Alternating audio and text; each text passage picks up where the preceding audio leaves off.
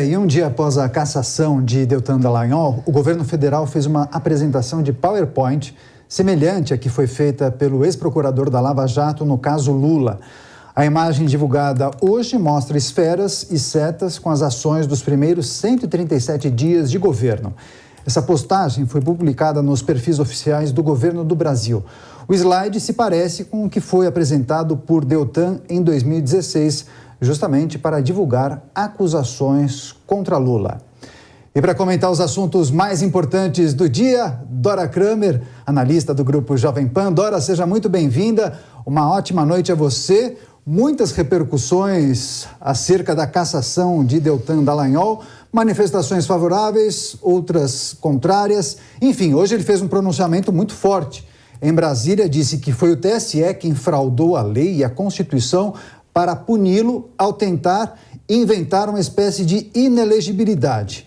Essa decisão, eu pude ler alguns comentários, inclusive de juristas e advogados, divide opiniões. Há quem fale em vingança, como o próprio Dallagnol. Como avalia todo esse processo, hein, Dora, essa decisão do Tribunal Superior Eleitoral? Bem-vinda mais uma vez. Boa noite, Daniel. Boa noite, Lívia. Boa noite a todos. Olha, eu tenho dificuldade de aceitar que o TSE é um colegiado composto de ministros que vão de Alexandre de Moraes a Nunes Marques, passando por Carmen Lúcia, estariam envolvidos numa conspiração para se vingar do Deltan Dallagnol. Então, eu acho que ali houve um embasamento, houve um entendimento. O entendimento é que a fraude a que eles se referem estaria exatamente naquele momento em que o Deltan Dallagnol se exonera do Poder Judiciário com 11 meses de antecedência. E ele poderia se exonerar com 6 meses antes da eleição, porque isso essa prerrogativa é dado a integrantes do Poder Judiciário.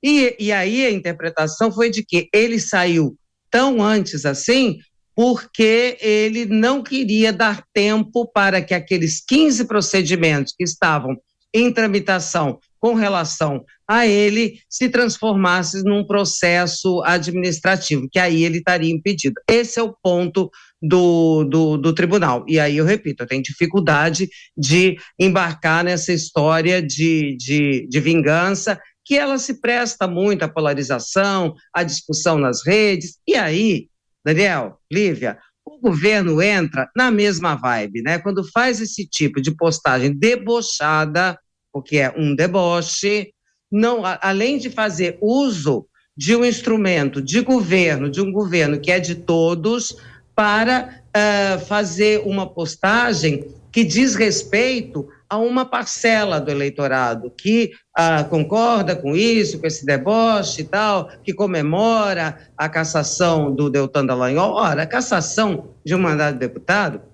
não é algo que seja objeto de celebração, né?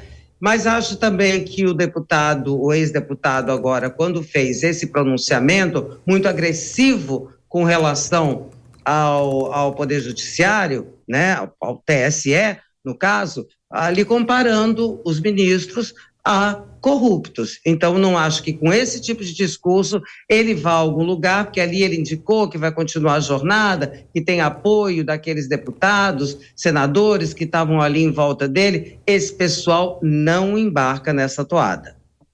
Roberto Mota também nos fazendo companhia neste meio de semana, nesta quarta-feira. Mota, bem-vindo mais uma vez, uma ótima noite a você. A gente exibiu uma reportagem abrindo a edição de hoje do Bruno Pinheiro e ele trouxe a informação para a gente que nós já havíamos trazido ontem, inclusive, de que o agora não mais parlamentar pode recorrer a algumas possibilidades no TSE, no STF, mas isso não o impede de ter de cumprir imediatamente essa decisão da Suprema Corte Eleitoral de perda de mandato. Ou seja, ele não é mais um deputado da Câmara Federal. Para você, isso foi uma decisão acertada? E emendo com mais uma pergunta. Quais serão, muito possivelmente, os impactos, os desdobramentos políticos dessa decisão que foi tomada de forma unânime pelo TSE. E hoje mesmo, Hamilton Mourão, senador, se manifestou a respeito do caso e pediu ao Congresso uma interdição imediata a respeito desse caso. Há algo que o Congresso possa fazer nesse sentido? Boa noite, Lívia. Boa noite, Daniel. Boa noite, nossa audiência. São excelentes perguntas, Lívia, e a gente está ouvindo respostas diferentes. Muitos juristas analisam essa decisão e não conseguem achar um amparo na jurisprudência, né? Esse momento em que a gente vive é um momento de interpretações conflituosas. O que a gente sabe é que um deputado eleito com quase 400 mil votos, um deputado que tem tido um desempenho excelente nas suas funções, está ameaçado de perder o seu mandato. Não há nem unanimidade em relação à consequência dessa decisão. Se ele já perde o mandato agora, se ele continua no mandato até serem esgotados todos os recursos.